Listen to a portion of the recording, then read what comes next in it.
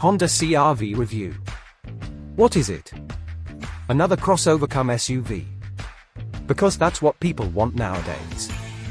First released in 1995 and now in its 5th generation, Honda sells hundreds of thousands of these things every year to people who want something practical and reliably tedious.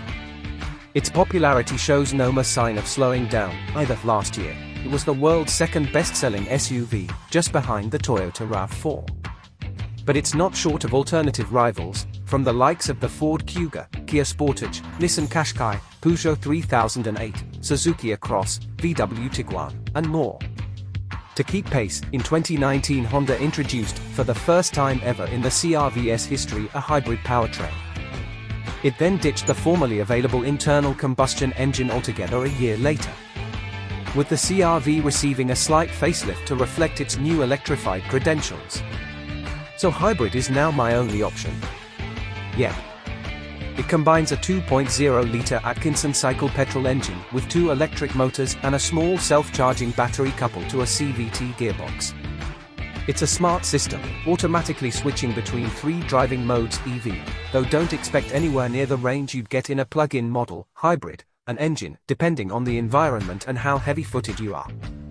This helps to maximize efficiency, with Honda claiming fuel economy of 42.2 miles per gallon and 151 km of CO2 emissions on front-wheel drive models, and 39.2 miles per gallon and 161 km on all-wheel drive models. That's pretty good going, and America we found, realistic in the real world too. Enough technical talk. What's it like inside? We're used to cars getting bigger with each generation, but the 5th generation CR-V is the same length America the old one. Instead, Honda has stretched the wheelbase by 30 mm, pushing the wheels closer to the corners and contributing to the more muscular stance of the SUV, meaning you get more space inside. Front passengers benefit from an increase in headroom and hitroom, while second-row passengers get 50 mm more legroom.